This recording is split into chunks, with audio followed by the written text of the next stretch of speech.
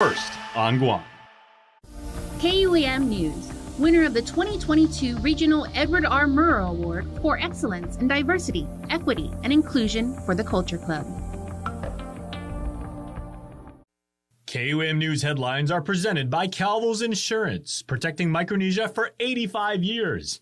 Matson, celebrating 25 years of commitment to Guam, Micronesia, and the CNMI. Cars Plus Finish Line Express is now open at Cars Plus in Mighty. The state-of-the-art car wash is now open 7 days a week from 7 a.m. to 7 p.m. McDonald's of Guam, I'm loving it. And King's Restaurant, serving your local breakfast, lunch, and dinner favorites for over 45 years.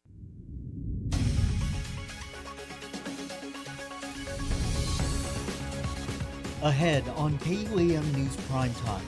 An incident unfolding at the Department of Youth Affairs over the weekend. Officials calling in a riot involving clients. KUAM learning staff were attacked. Plus, a burglary at a local elementary school. Thousands of dollars worth of personal belongings now gone.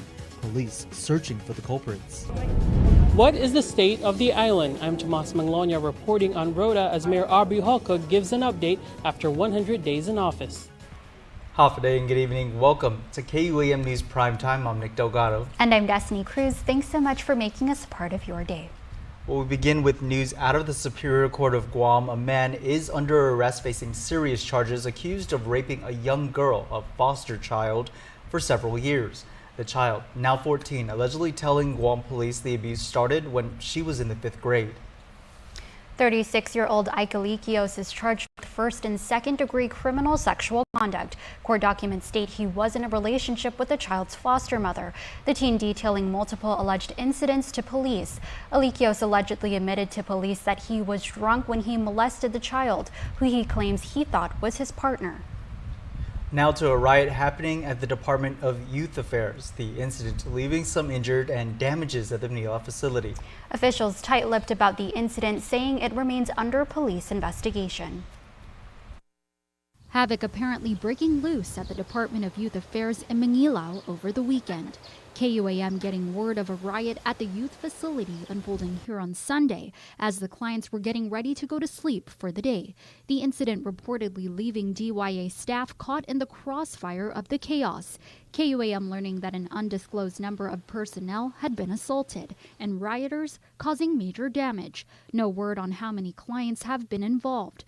DYA Director Melanie Brennan confirming, however, the incident occurred just before bedtime at part of the facility that houses delinquent offenders. She says it was broken up within minutes. Authorities only confirming the commotion after getting a call from KUAM midweek. Brennan in part telling KUAM, quote, "Because the incident is still being investigated, my official comment would be to only confirm the ongoing investigation. Obviously, my primary concern is youth and employee safety and well-being, so I really don't want to misspeak and compromise a potential criminal case." The Guam Police Department's Juvenile Investigations Section is now actively investigating what motivated the incident and classifying the case as a criminal mischief complaint. The company Spares Inc., indicted in a major helicopter fraud scheme, admitted guilt in the District Court of Guam. Christine Litke, the widow of Spares owner Frank Litke, appeared before Chief Judge Francis Tidinko Gatewood. The company pleaded guilty to aircraft parts fraud. Spares admits to using counterfeit parts that were critical to aircrafts, resulting in crashes that turned deadly. Sentencing will occur at a later date.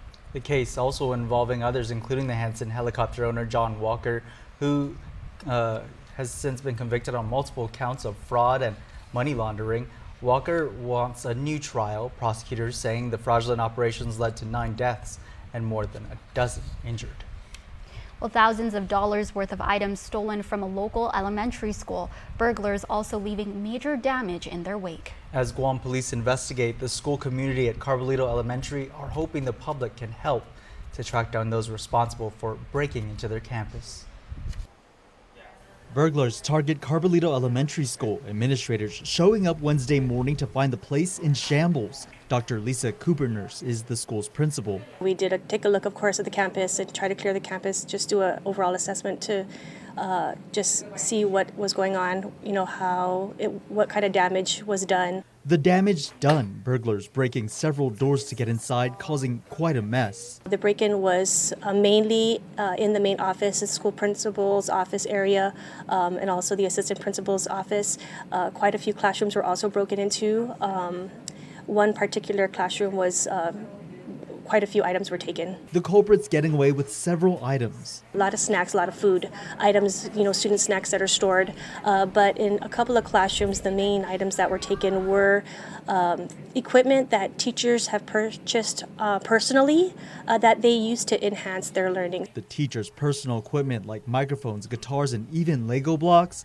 Guam police officers were called to the Barrigada campus. They, conducted their investigation and did their walkthrough as well. I also reached out to our Mayor June Blas, to inform her of the incident. And of course, we worked together, and she is going to get the word out and just, work with our neighboring, residents to just be on the lookout, so that if this can be a community effort for people to just look out and just be more aware, that would really help us. No word if authorities have any suspects in mind. School officials have since repaired the damage, cleaned the mess, and patched up a break in the fence line they believe the burglar used to gain access to the property. The public knows that there are so many concerns with our school maintenance, and those are just things that need to be fixed. And then when we have an incident like this that has taken 2 whole crews of maintenance workers to spend all day long securing and repairing the things here at the school, it just takes away from our focus, and the focus of the department as well.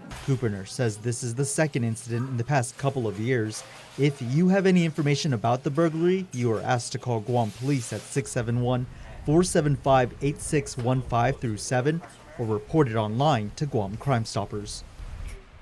If the Guam Department of Education has millions in federal funding, why are many schools still in poor condition? Senators hoping to hear those answers, questioning the GDOE leadership. The Legislative Committee on General Government Operations Appropriations holding an oversight hearing late Wednesday at the Guam Congress Building. Mitsuki Hirayama has more.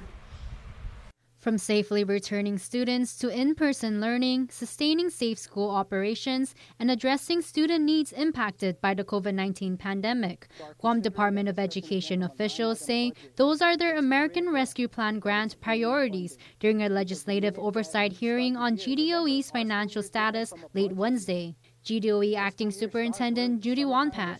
The total amount for ARP is $286,940,627.01. After deducting what we would give to the private schools and charter schools, what DOE school district then budget for ARP would be $239,427,921. But Senator Joe San Augustine not happy with GDOE's answers as schools are still in poor conditions. I can go down the line on all the grant priority, and there's nothing showing that. So whatever you've written on a piece of note right there, Madam Superintendent, I think it didn't answer the questions. And if you want, I can go over every question I asked you. Senator Tom Fisher says GDOE has the funding to get things done. Assuming that you can identify the appropriate expenditures for that federal money, I mean, it looks like GDOE is fat with cash.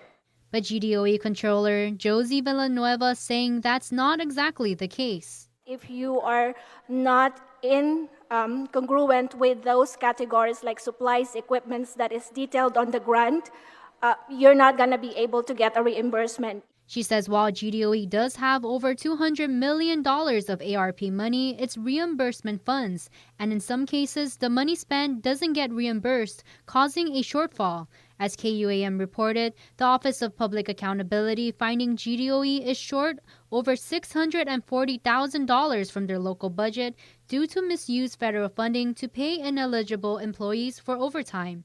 OPA Auditor Vincent Duenas. So basically, we uncovered significant internal control deficiencies with regards to overtime payments that were awarded to employees at the Guam Department of Education. But it's a shortfall he says could have been avoided if GDOE leadership didn't ignore 3 employees who brought the disparity to their attention. Mitsuki Hirayama, KUAM News. Some much welcome news from the Guam Power Authority. There could be a 15% drop in residential power bills as early as next month. GPA says oil prices have been tracking lower, and it can't afford to reduce the fuel surcharge known as the LEAC, which makes up at least 75% of monthly bills. General Manager John Beneventi telling the Consolidated Commission on Utilities during today's work session that the typical bill for $416 would go down to $355. The average residential customer consuming 1,000 kilowatt hour will see a 14.67% drop on the total bill, equating to about $61.03. If approved for May, the adjustment would be 3 months ahead of the regularly scheduled review date of August. Beneventi says under the current LEAC rate, GPA would see a fuel cost over recovery by July. GPA will seek the Public Utilities Commission approval at the next PUC meeting. Meanwhile, there may be even more help in store for GPA customers just as we head into the hottest time of the year. Senators are thinking about extending power bill subsidies under the Programma Azzurro para Itatata Energy Credit Program. Here's Nestor Lecanto with more. Thank you very much, Mr. Chair. The bill by Speaker Therese Terlahi would continue for another 5 months the $100 monthly power bill credits for residential and commercial accounts that began 10 months ago. Her measure appropriates another $26.3 million from fiscal year 2022 revenues in excess of projections. There's also nothing preventing the governor from contributing ARP or transferring funds from other sources to cover any shortfall if FY22 revenues do not match the appropriation here or the FY23 excess either. Budget Director Lester Carlson says the administration is in favor of the power credit extension, but the funding source might come up short. He suggests they revise a recent law that gave GDOE $20 million for school repairs and use that money, because GDOE, he says, has millions in federal money that's still waiting to be used. There could be a revision to Public Law 37-5 to provide the $10,800,833 necessary to fully fund the $26,381,000 5-month relief program contained in Bill 83, and there would still be $9,199,167 left to DOE for the intended purposes of 37-5. Well, I understand you're trying to find some money, but to cover the full 5 months, but why would you take away from DOE? Joining Senator Tello Taidegui in questioning the intent was Education Vice Chair Chris Duenas, who says GDOE does need the money and they won't support taking any away. I respectfully request that you look elsewhere, and I don't think you'll have the votes in this body to reduce that $20 million appropriation. And I think it would be a sad day for us to contemplate that. Nestor Lecanto, KUAM News. And we'll have more news in a moment. Of course, a holiday to all our viewers now watching on our local exclusive channel on Peacock. Catch us in all your favorite shows on peacocktv.com/local. We've got that QR code on your screen as well. Keep it here to KUAM, your leader in local news. Watch KUAM TV 8 live on Peacock. Check out our live channel, NBC shows, live sports original programming, movies, plus so much more. Visit peacocktv.com/local or download the app and subscribe today.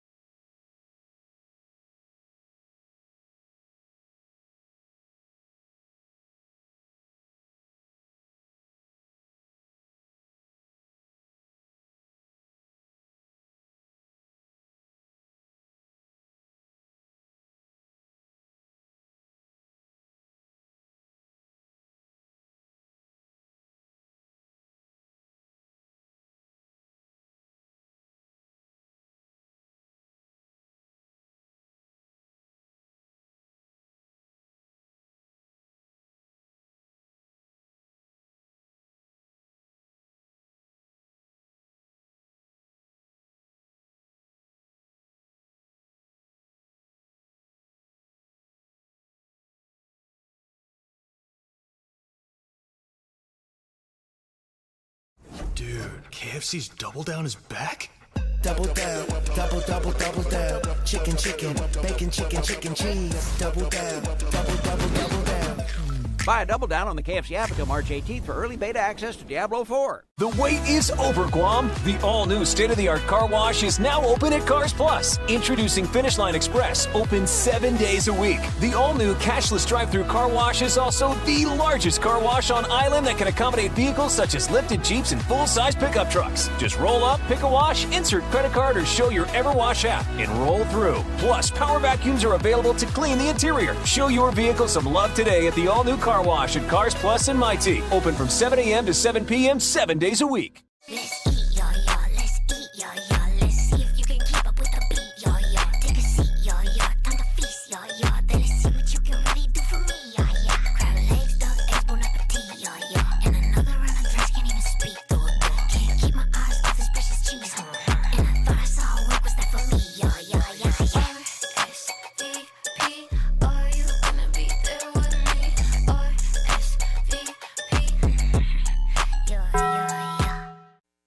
What you need to know from the Northern Marianas. Follow KUAM CNMI on Instagram for the latest regional headlines. Welcome back to Prime Time. What is the state of Rota? After 100 days in office, Mayor Aubrey Hukuk, the first female elected to that office, delivered an island-wide address painting a picture of the progress so far. Regional correspondent Tomas Manglotnia reports from Rota.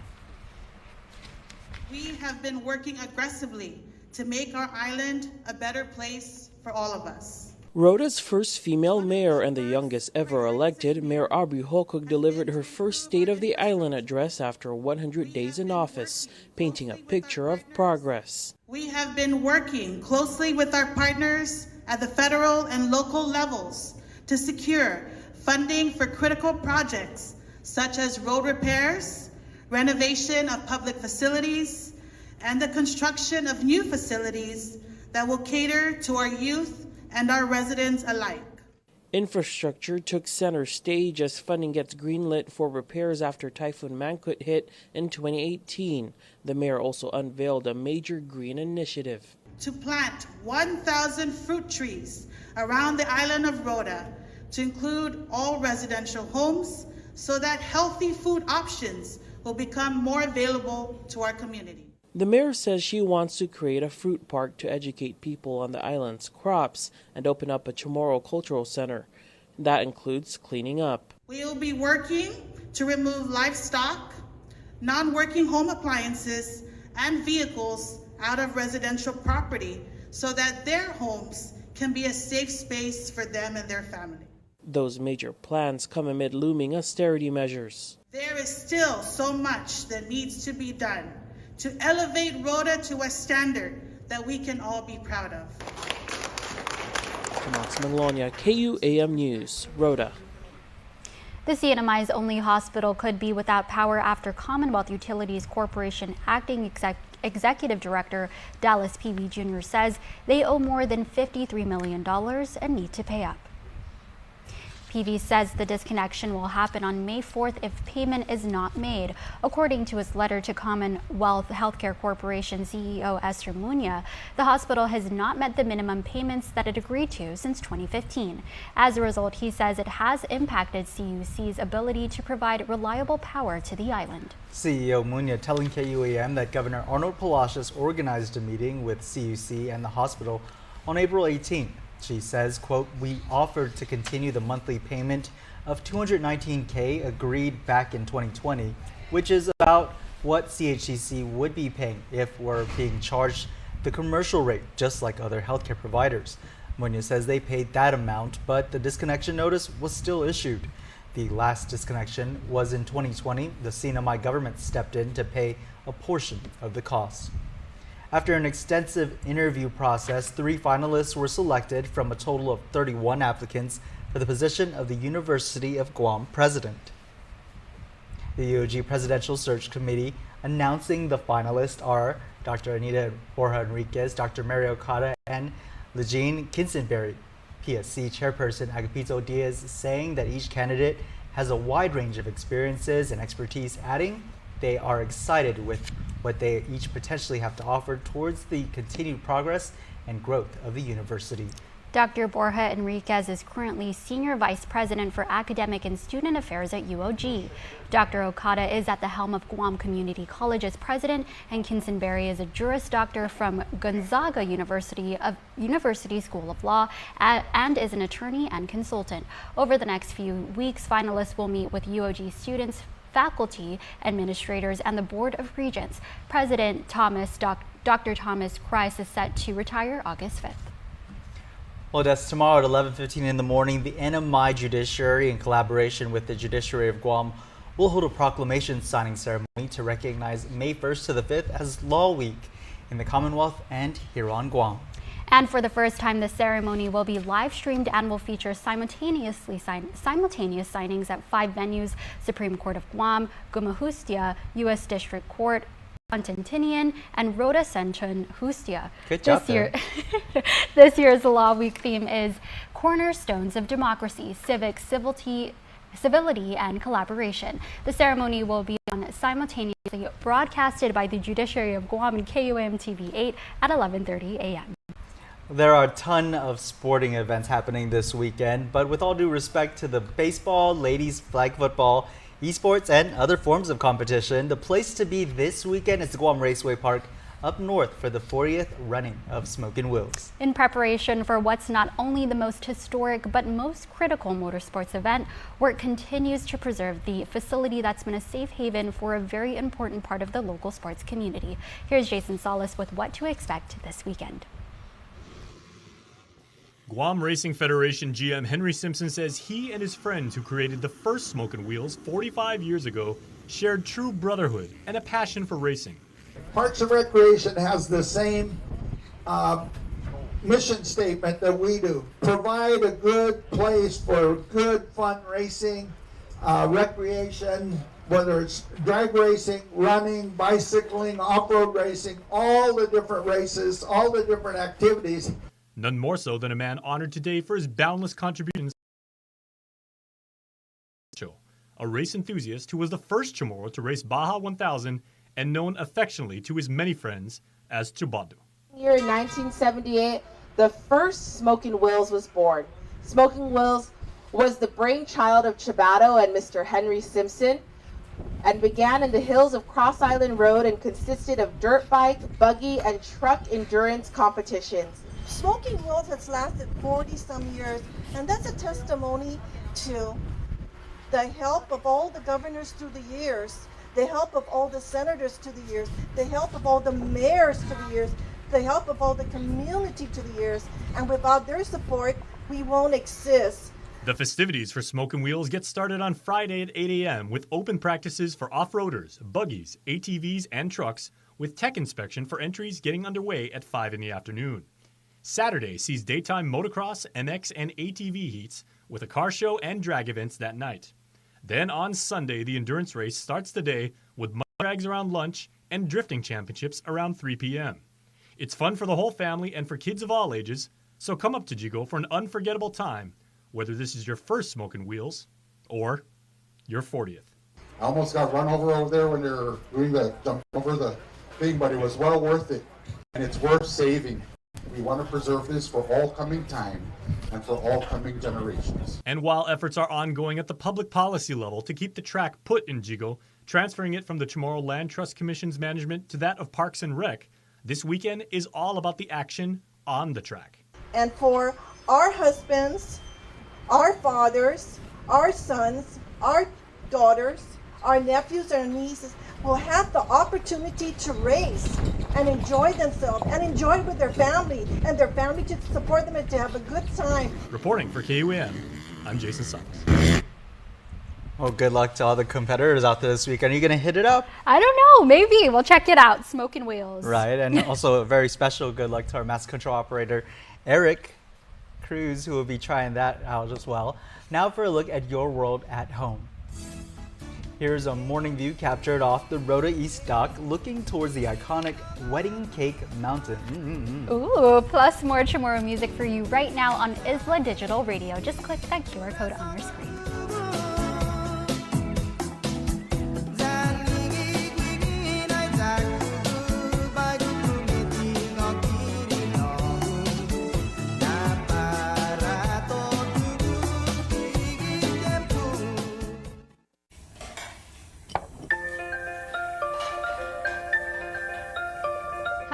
want some milk?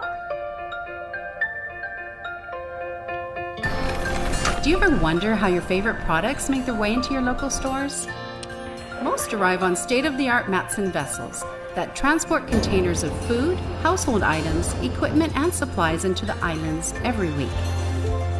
Because we know that you depend on us, we work closely with our partners to ensure that our shipments arrive on time, all the time, so you can find your favorite products when you need them.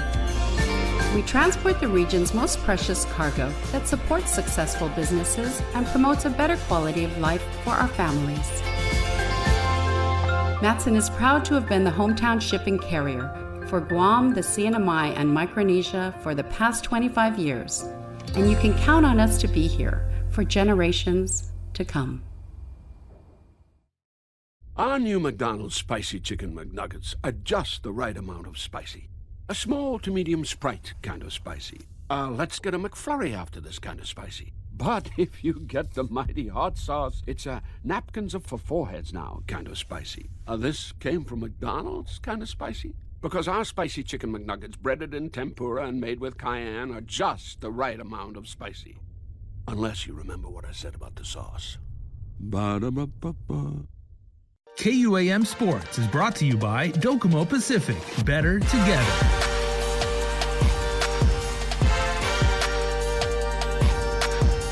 A busy Barrigada public school hosted an event fit for a king, and a queen, and a bishop, and, well, you get the idea. The Koku Chess Club at Untalan Middle School held a tournament that tested some core skills that are critical to developing young minds. Patience, strategy, focus, adaptation, and much more.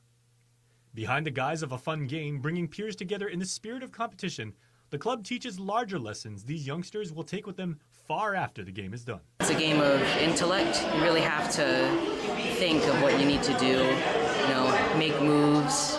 It's a really fun game to play. 7th grader Tobias Borja, who's been playing chess now for about 3 months because of the club, said the game has become not an assignment, but a hobby that he works at every single day. I play chess around 1 hour every day. Tobias plays with his classmates as well as online, and he's gotten quite good. The fastest I've ever won was probably in 4 moves. Club advisor Jose Gallego Jr. is a science teacher and not too shabby of a player himself, who already sees his students take to the game immediately and become quick learners. Motivate them, it helped them to focus on their work, it helped them to be disciplined, it taught them strategy, good sportsmanship. The Guam Chess Federation was also on hand, lending some pro-level tips to the young minds that they can add into their own games. Develop your pieces. Pieces before pawns. Take your knights out, take your bishops out. Put a pawn in the middle of the board, develop the smaller pieces, and castle your king to safety. If you do all of that in the beginning of the game, you will get into the middle game where it'll be a fair game. Norley Cabrera-Balvin, who oversees the club's logistics, hopes that other schools will follow suit and create chess groups of their own for interscholastic events. We'd be so excited so that we can have an opportunity to make one big tournament throughout the island. For now, it's just our students amongst themselves.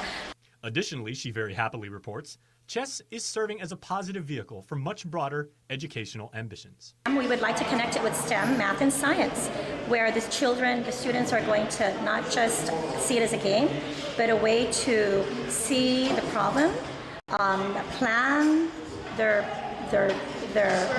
plan, and then execute to solve whatever it is that they're trying to overcome. So by this point, you might be thinking to yourself, how good are these chess players, and what's the caliber of the Koku Chess Club at Untalan Middle School? Here's Jose with the details. I'm very impressed.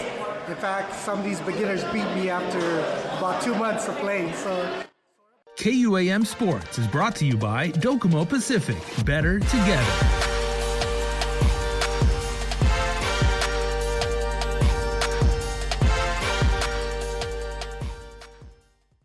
Don't need a work break, keep the smile on your face. The moments you can't replace, and I'll be around. Whoa. You can count on me. You can count on me for life. Wherever life takes you, we're always here for you. Calvo's Insurance. Count on us for life. Jack, we think you're gonna love this. Corn chicken. Corn chicken. Corn chicken. So.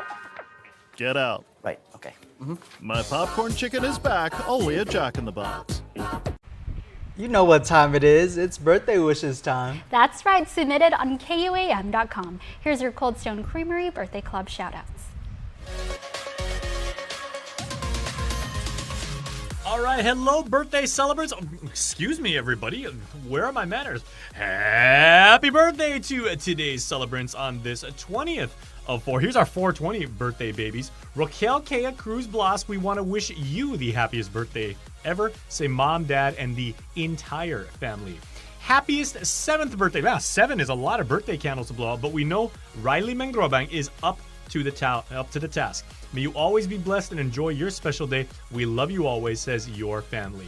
And a member of our family here in the newsroom, the one and only Matsuki Hirayama. Happy birthday to Suki, and we hope you have a fantastic day today. We're glad to be part of your family. You've been a wonderful addition to the newsroom, and we hope you have a fantastic time.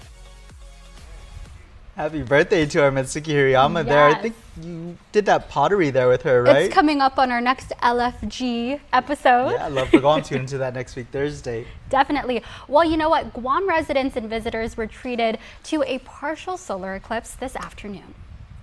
Let's take a look. Oh. Ooh, who are those? That's not the eclipse right there, but just one way you could have checked it out safely. Definitely. That was amazing to see, by the way, through the glasses. Like, I was like taken aback at how... Yeah, here's what it looks like from behind the lens right there. That was just before 4 o'clock this afternoon. Looking amazing. And we're not talking about the 3rd installment of the Twilight Saga. Not quite. The eclipse, of course, went on for about 2.5 hours there. So if you looked up from this part of the world, you would have got a view to yourself. Thank you also to all our viewers submitting that as well to us on social media. And that's our primetime show. Thank you so much for watching. I'm Nick Delgado. And I'm Destiny Cruz. Stay safe and have a great night.